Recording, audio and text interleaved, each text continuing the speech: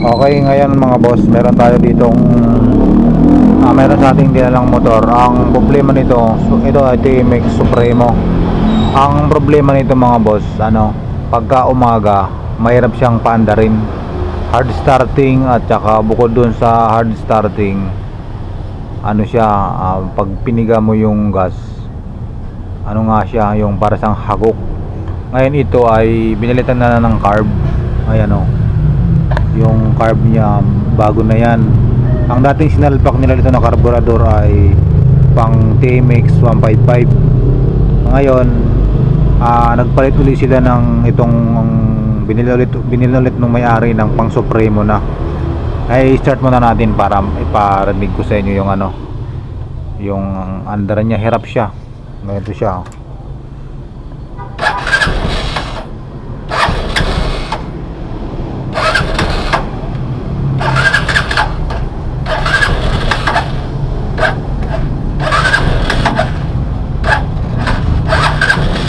Kahit i-choke mo pa siya, di rin siya masyadong maandar.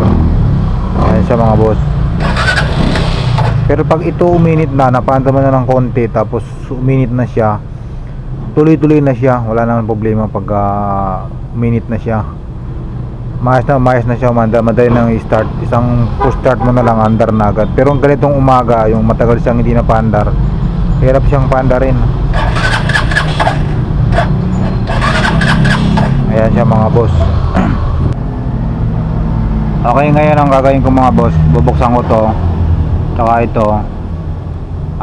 Titignan natin yung valve clearance, kung pasok ba siya sa tama ba yung valve clearance. Check natin mga boss muna. So bubuksan ko lang muna mga boss. Okay, nabuksan na natin. Ngayon i-top dead center muna natin. Sa mga Supremo, mayroon na akong mga tutorial yan paano mag top dead center. So ngayon top dead center ko lang para ma-check natin yung valve clearance. Check natin kung pasok siya sa limit.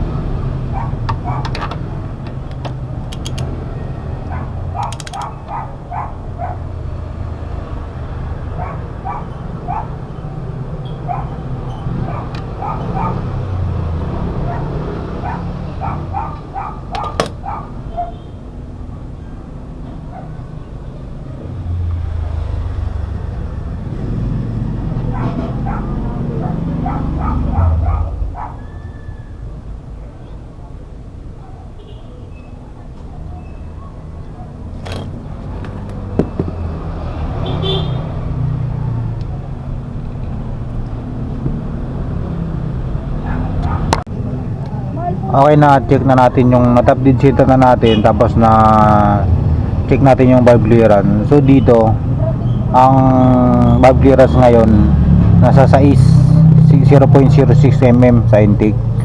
So base sa standard ng Supremo, pasok naman yan kasi 0.05 to 0.08 ang standard na valve clearance sa intake. Dito naman 8 hanggang 12. So dito naglagay ako ng 0.14 mm. Malawag siya. Yan. Medyo malawag siya. Yan, medyo malawag siya mga boss. Okay mga boss, na-adjust na natin. 0.08 nilagay natin ito.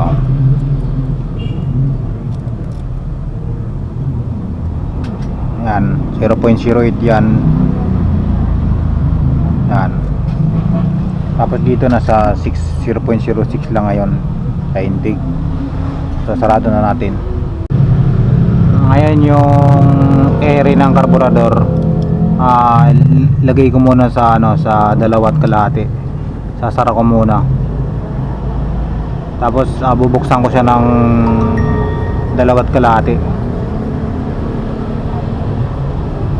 Kalahati, isa, kalahati, dalawa. So 2.5 muna, tsaka na tayo mag-observe. Tapos yung spark plug natin doon bubuksan natin. Natanggal natin yung spark plug para ma-check din natin yung gap, tsaka kung hindi siya basa. Kasi pagka ang motor hindi mo agad na pa-start, tapos pinilit mo ng pinilit na i-start, magbabasa ng ano yan, gasolina, lalo pag hindi talaga naman, hindi mo na napandar. Kamukha niya, no, basang-basa ng gasolina kasi hindi natin napa-start eh. Ganun yan, lilinisin natin to, tapos pwede na natin palitan muna ng ibang spark plug bago ito. Yung mas maganda kung mabago-bago muna ilagay natin, tapos i-testingin na natin mamaya kung hindi na siya starting, kasi kanina ayaw na talagang umandar man, ayaw magtuloy. Ganun siya. Okay mga boss, ano yung naman ng spark plug. Okay, ngayon mga boss, nalagyan natin ng spark plug na bago, tapos na-adjust natin yung valve clearance, nalagay tayo ng konting gas. Ngayon malamig pa to, ayan o, nahawakan natin yung tambutso, hindi pa natin napapandar. Ngayon titestingin natin kung ano na siya, yung hindi na siya hirap paandarin, kasi kanina hirap, halos ayaw talaga umandar nga eh. Yung kasi ang nirereklamo na mayroon nito, pagka umaga mahirap siyang start talaga, tagal ganun, para siyang nahagok. Okay, ngayon i-start na natin mga boss. So, walang cut yung video natin. Ayan, naka-neutral.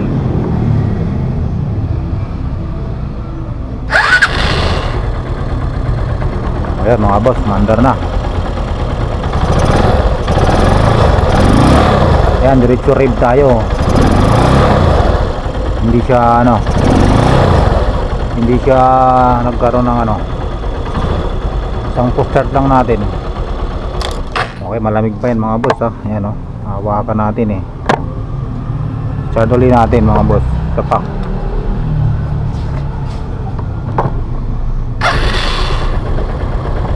Isang pindot lang mga boss,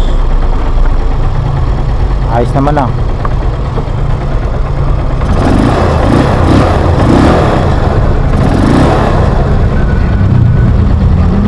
Okay. Okay, isa pa. Ayan. Okay, so yun lang po ang ginawa natin dito. Ngayon, observe natin to, bigyan natin sa may-ari kung kinabukasan ba ganun pa rin. Pero sa ngayon, tinesting natin ng malamig, okay naman na. So yun lang ginawa natin dyan mga boss.